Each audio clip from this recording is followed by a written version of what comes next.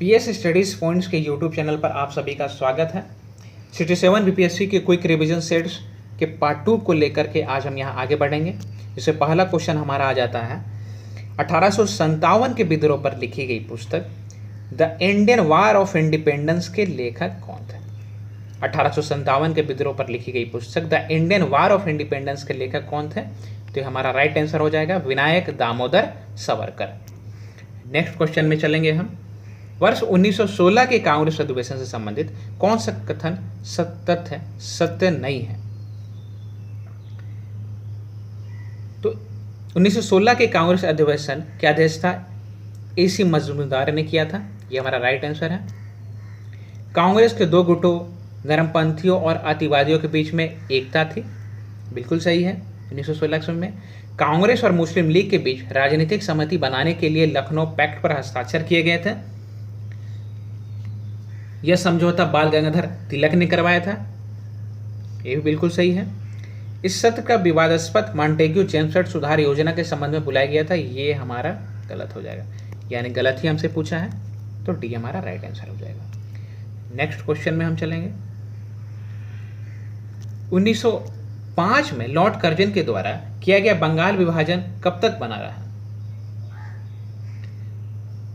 तो बंगाल विभाजन की बात करें, 1905 में लॉर्ड कर्जन के द्वारा बंगाल विभाजन किया गया था, जो कि सम्राट जॉर्ज पंचम द्वारा दिल्ली में वर्ष 1911 के शाही दरबार में कर्जन के अधिनियम को निराकृत किए जाने तक बना रहा था। दिल्ली दरबार और राजधानी परिवर्तन ब्रिटिश काल में दिल्ली के पहले भारत की राजधानी कोलकाता थी। वर्ष 1911 में बंगाल विभाजन को रद्द कर भारत की राजधानी कोलकाता से दिल्ली स्थानांतरित करने की घोषणा की गई। 1 अप्रैल 1912 को दिल्ली राजधानी बनाई गई। उस समय वायसराय लॉर्ड हार्डिंग थे। लॉर्ड हार्डिंग के राज के प्रवेश के अवसर पर दिल्ली में बम फेंका गया था। ब्रिटिश शासन के दौरान बिहार को वर्ष 1912 में एक अलग प्रांत का दर्जा दिया गया। नेक्स्ट क्वेश्चन में चलेंगे हम। बंगाल के तिभागा किसान आंदोलन की मांग क्या थी। अगर बंगाल के तिभागा किसानों के आंदोलन की बात की जाए तो हमारा जमींदारों की हिस्सेदारी को फसल के आधे भाग से कम करके 1/3 करना इनकी प्रमुख मांग थी, ये हमारा राइट आंसर हो जाएगा। किसानों आंदोलनों में 1940 ईस्वी का बंगाल का तिभागा आंदोलन सबसे सर्वाधिक सशक्त था, जिसमें किसानों ने फ्लाइट कमीशन की सिफारिश के अनुरूप लगान की दर को घटाकर 1/3 करने के लिए संघर्ष शुरू किया था। यह आंदोलन जोतदारों के विरुद्ध बटाईदारों का आंदोलन था। फसल 2/3 हिस्सा उत्पीड़ित बटाईदारों किसानों को दिलाने के लिए यह आंदोलन शुरू किया गया था। इस आंदोलन के महत्वपूर्ण नेता कंपा राम सिंह एवं भवन सिंह प्रमुख थे। नेक्स्ट क्वेश्चन में हम चलेंगे हम। भारतीय उपमहाद्वीप की राजनीतिक जमीन पर ब्रिटिश आधिपत्य की इमारत स्थापित करने की प्रक्रिया के क्रम में नींव का पत्थर किसने रखा। तो यहां हमारा राइट आंसर हो जाएगा Robert Clive, Warren Hastings, Dalhousie, Lord Hastings. तो रॉबर्ट क्लाइव हमारा राइट आंसर हो जाएगा। Robert Clive east India company में एक क्लर्क के तौर पर भर्ती हुआ था, किंतु अपनी असाधारण नेतृत्व क्षमता एवं कौशल विकास के दम पर बंगाल के गवर्नर के पद तक पहुंचा। रॉबर्ट क्लाइव ने अपनी कूटनीति और सैन्य संचालन की पद्धति के द्वारा अंग्रेजों की साम्राज्य की स्थापना का पथ प्रदर्शन किया था। नेक्स्ट क्वेश्चन में चलेंगे हम। ईस्ट इंडिया कंपनी ने रियासतों और रजवाड़ों को अपने अधीन करने के लिए किन प्रमुख कूटनीतिक एवं प्रशासनिक नीतियों को अपनाया। तो वारेन हेस्टिंग्स की रिंग फेंस पॉलिसी को, बिल्कुल सही है। वेलेस्ली की सहायक संधि को अपनाया था, यह भी सही है। डलहौजी के व्यापक सिद्धांत को अपनाया था, यह भी सही है। रेगुलेटिंग एक्ट, यानी यहां पे एक से अधिक हमारा राइट आंसर हो जाएगा। नेक्स्ट क्वेश्चन में चलेंगे हम। चतुर्थ आंग्ल मैसूर युद्ध 1799 के समय गवर्नर कौन था। चतुर्थ आंग्ल मैसूर युद्ध 1799 के समय गवर्नर कौन था।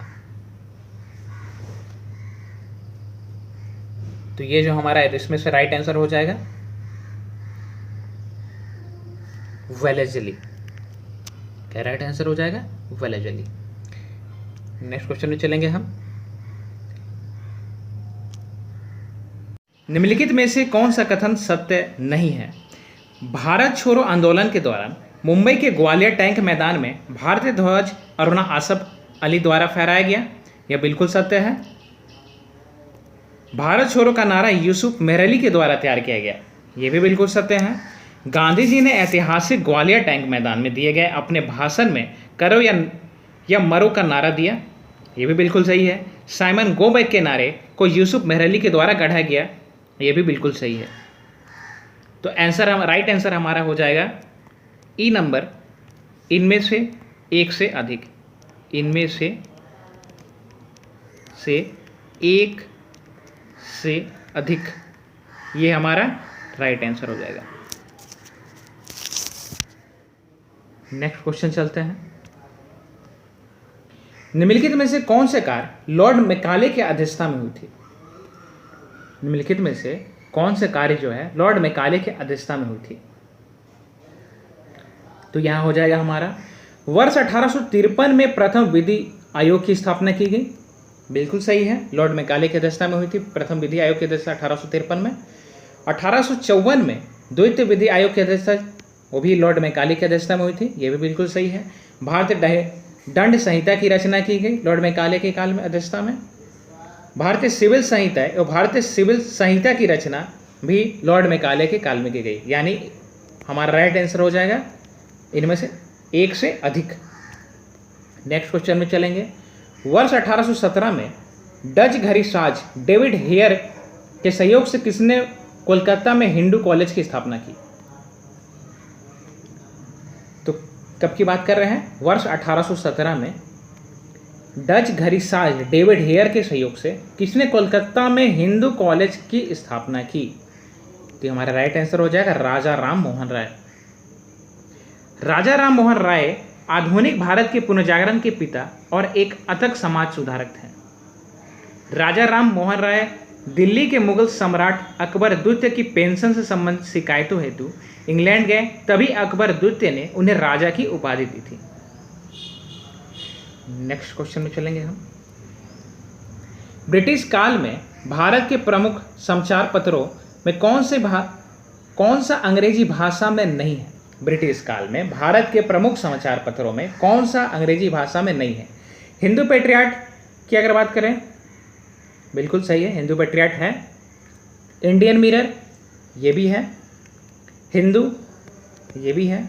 सोम प्रकाश नहीं, सोम प्रकाश नहीं, ये हमारा नहीं पूछा है, तो राइट आंसर हो जाएगा। हिंदू पेट्रियाट गिरीश चंद्र घोष के द्वारा और हरीश चंद्र मुखर्जी के द्वारा संपादित किया गया। इंडियन मिरर देवेंद्रनाथ टैगोर और मनमोहन घोष के द्वारा। हिंदू वी राघवाचारी के द्वारा संपादित किया गया। नेक्स्ट क्वेश्चन में हम चलेंगे। क्रांतिकारी आंदोलन से संबंधित कौन सा जोरा गलत सुमेलित है? क्रांतिकारी आंदोलन से संबंधित कौन सा जोरा गलत सुमेलित है? तो काकोरी संयंत्र केस 1925 में राजेंद्र लाहिरी के, ये सही है हमारा। काकोरी संयंत्र केस जो है 1925 में राजेंद्र लाहिरी के में हुई थी राजस्थान में। सांडर सत्याकांड 1928 में भगत सिंह की अध्यक्षता में हुई थी। चटगांव शस्त्रागार हमला 1930 में मास्टर सूर्य सेन संबंधित है इनसे, ये भी हमारा राइट आंसर है। माइकल ओ डायर हत्याकांड 1940 में किसने किया था? तो उधम सिंह से संबंधित है। माइकल ओ डायर की हत्याकांड उधम सिंह से संबंधित है 1940 में। तो यहां हमारा राइट आंसर हो जाएगा एक से अधिक, ई नंबर। काकोरी षड्यंत्र केस अगस्त 1950 में शाहजहांपुर से लखनऊ जा रही काकोरी एक्सप्रेस में एक डकैती हुई जिसमें अशफाक उल्लाह खान भी शामिल थे। इस योजनाबद्ध डकैती में अशफाक उल्लाह खान और राम प्रसाद बिस्मिल समेत 10 से अधिक क्रांतिकारियों ने ट्रेन को रोक दिया और उससे भरे हुए धन को लूट लिया था। राम प्रसाद बिस्मिल को गोरखपुर, अशरफ उल्लाह को फैजापुर रोशन सिंह को इलाहाबाद के नैनी और राजेंद्र लाहरी को गोंडा में फांसी दी गई। वही अगर हम साइंडर्स हत्याकांड 1928 की बात करें तो साइमन कमीशन के विरोध में के समय लाला लाजपत राय पर लाठियों के प्रहार करने वाले सहायक पुलिस अधीक्षक सैंडर्स की 30 अक्टूबर 1928 को भगत सिंह, चंद्रशेखर आजाद तथा राजगुरु द्वारा की गई हत्या, जो कि पहली क्रांतिकारी गतिविधि थी, हिंदुस्तान सोशलिस्ट रिपब्लिकन एसोसिएशन के द्वारा पहली क्रांतिकारी गतिविधि थी। नेक्स्ट क्वेश्चन में चलेंगे हम। रविंद्रनाथ टैगोर को गुरुदेव की उपाधि किसने दी? रविंद्रनाथ टैगोर को गुरुदेव की उपाधि किसने दी?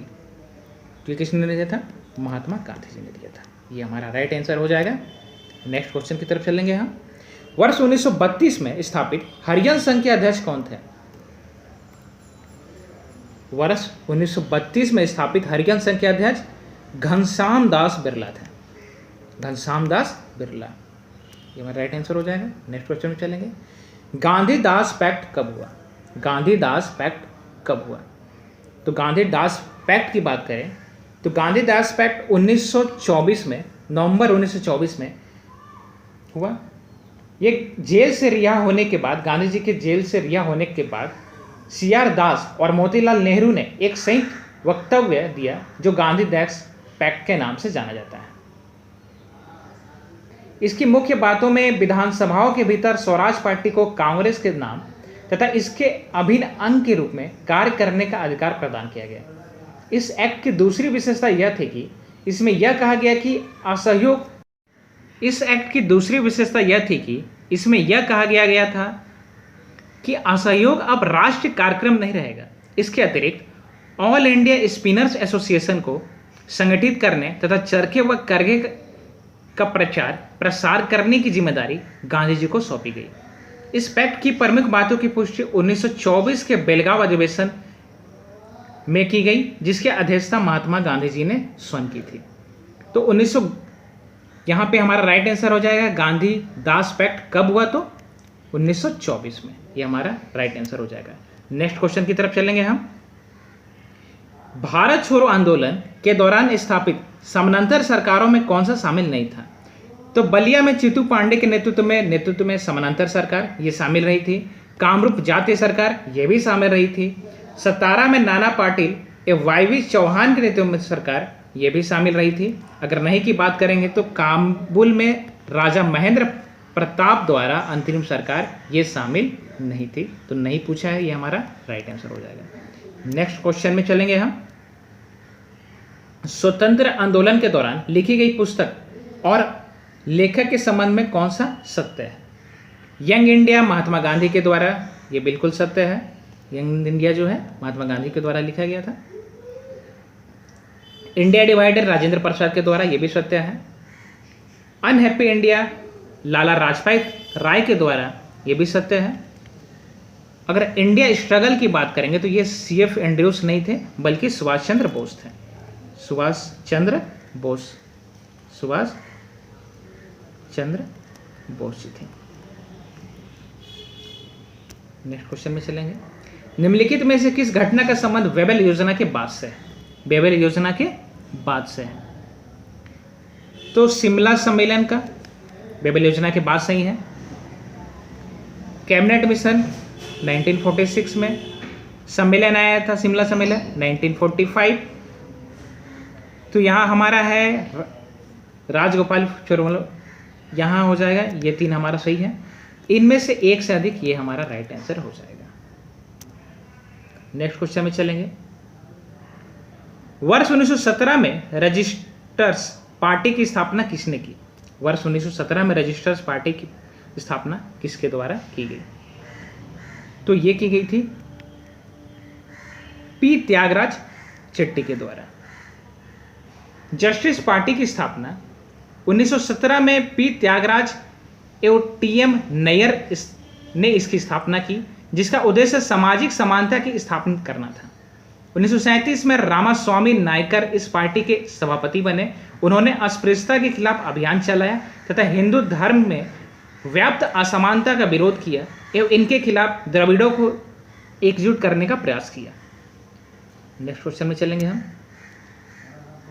बिहार में चौकीदारी कर ना देने का आंदोलन का संबंध है, बिहार में चौकीदारी कर ना देने का आंदोलन का संबंध में है, तुम्हारा राइट आंसर हो जाएगा सविनय अवज्ञा आंदोलन से है।